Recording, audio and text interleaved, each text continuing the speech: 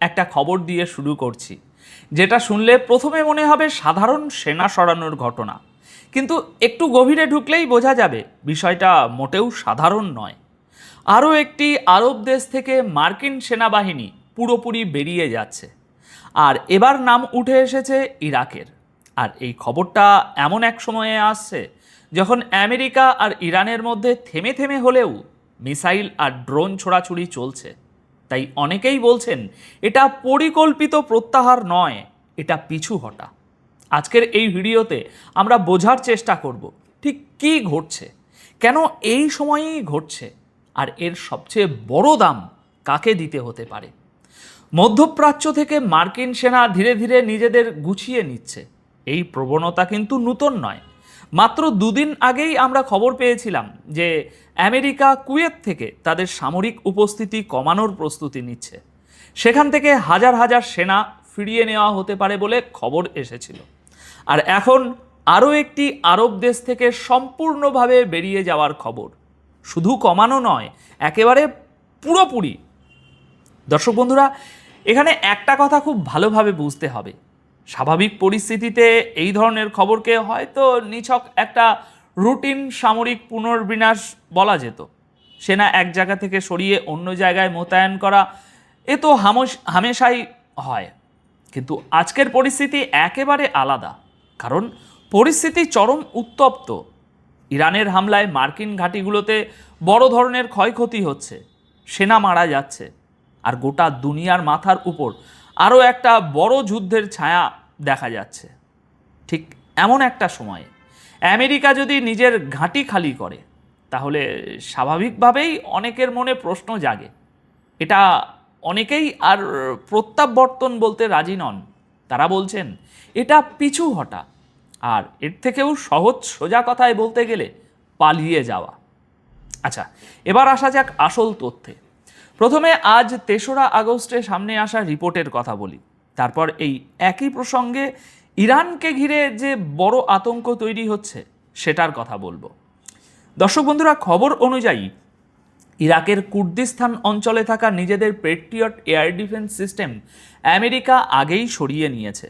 Patriot হলো সেই আকাশ প্রতিরক্ষা ব্যবস্থা যা ধেয়ে আসা মিসাইল বা ড্রোনকে মাঝপথে আটকানোর কাজ করে।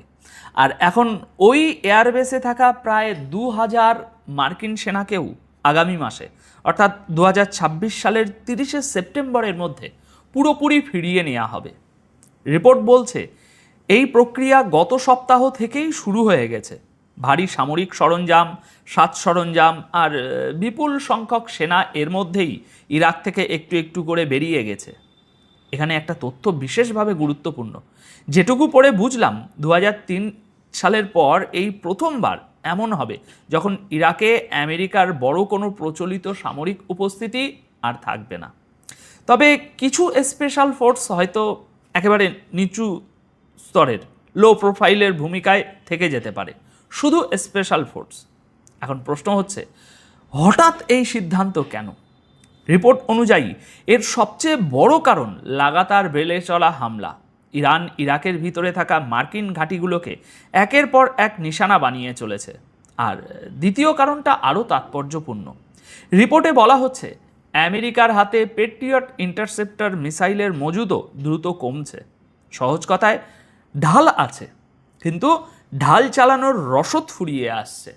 তাই আমেরিকা এখন নিজের আকাশ প্রতিরক্ষার ক্ষমতাকে উপসাগরীয় অন্যান্য এলাকায় আর জর্ডানের মতো গুরুত্বপূর্ণ জায়গাগুলোতে সরিয়ে নিতে চাইছে, কারণ ওই জায়গাগুলোতেই ইরান প্রচুর পরিমাণ মিসাইল ছুড়ছে। আচ্ছা, এবার আসি সেই অংশে যেখানে রাজনীতির খেলাটা খুব ভালোভাবে লুকিয়ে আছে।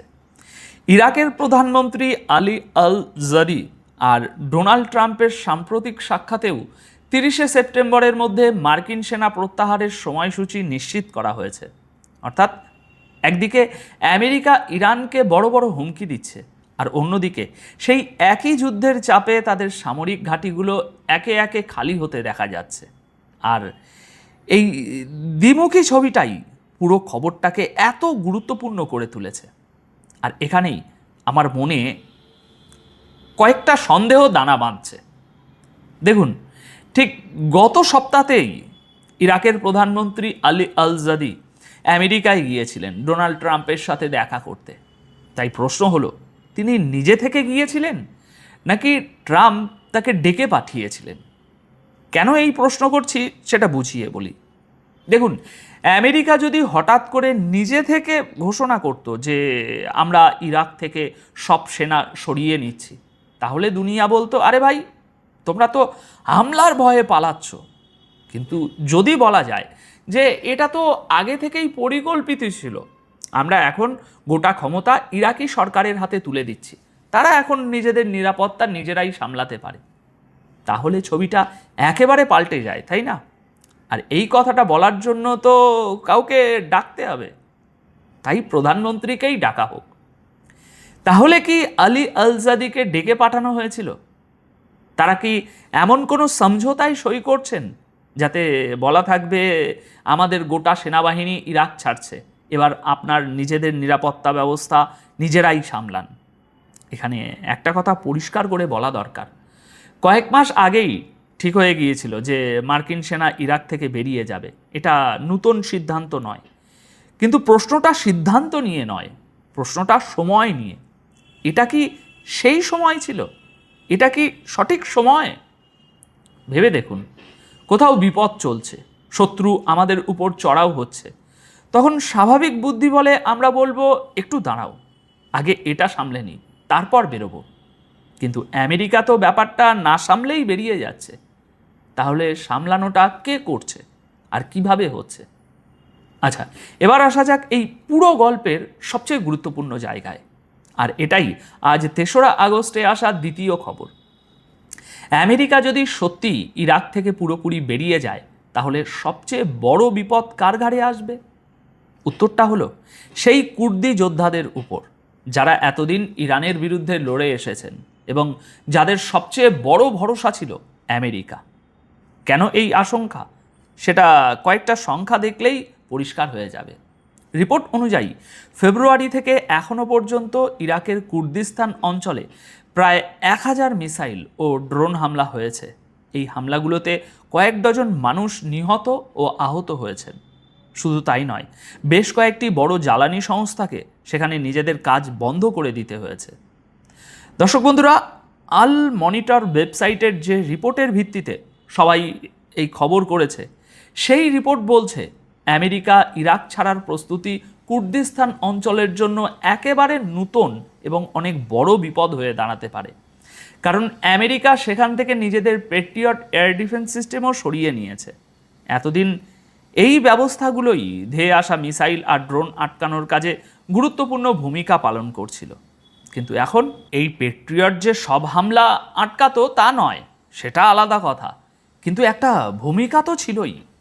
অর্থাৎ মার্কিন সেনা যদি এবার পুরোপুরি ইরাক থেকে বেরিয়ে যায়, তাহলে কুর্দিস্তান অঞ্চল আগের তুলনায় অনেক বেশি উন্মুক্ত, অনেক বেশি দুর্বল আর অনেক বেশি অনিরাপদ হয়ে পড়বে। আর ঠিক এই জায়গাটাই কুর্দিদের মধ্যে সবচেয়ে বেশি উদ্বেগ তৈরি করছে। কারণ ইরান আগে থেকেই ইরাক এবং তার সীমান্তবর্তী এলাকাগুলোতে থাকা কুর্দি যোদ্ধাদের নিজেদের নিরাপত্তার জন্য বড় হুমকি বলে মনে করে। আর সেই কারণেই তাদের উপর লাগাতার মিসাইল, ড্রোন আর বিমান হামলা চালিয়ে যাচ্ছে। সুতরাং এখন হিসাবটা খুব সরল হয়ে যায়। মার্কিন সেনা আর তাদের আকাশ প্রতিরক্ষা যদি ওখান থেকে পুরোপুরি সরে যায়, তাহলে খুব সম্ভব ইরান এই কুর্দ গোষ্ঠীগুলোর বিরুদ্ধে আগের চেয়েও বড় মাপের অভিযান শুরু করে দিতে পারে। আর মনে রাখবেন, এটা নিশ্চিত ভবিষ্যৎবাণী নয়, কিন্তু আশঙ্কাটা একেবারেই অমূলক নয়। আর এখানেই এই খবরের আসল অর্থ লুকিয়ে আছে। আমেরিকার চলে যাওয়ার মানে শুধু একটা সামরিক ঘাঁটি খালি হয়ে যাওয়া নয়, এরপরে গোটা কুর্দিস্তান অঞ্চলে শক্তির ভারসাম্য পুরোপুরি বদলে যাবে। আর সবচেয়ে বড় দামটা হয়তো সেই কুর্দ যোদ্ধাদেরই চোকাতে হবে, যারা এতদিন আমেরিকার সমর্থনের ভরসায় ইরানের মোকাবিলায় দাঁড়িয়েছিলেন। তাহলে এখন সামনে কি হতে পারে?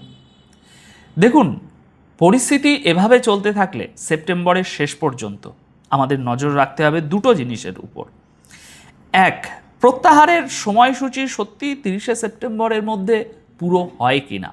আর দুই, ঘাঁটি খালি হওয়ার সঙ্গে সঙ্গে কুর্দিস্তান অঞ্চলে হামলার মাত্রা বাড়ে কিনা, তবে এখনই নিশ্চিত করে কিছু বলা কঠিন, কারণ অনেকটাই নির্ভর করছে ইরান আর আমেরিকার মধ্যে এই সংঘাত কোন দিকে মোড় নেয় তার উপর।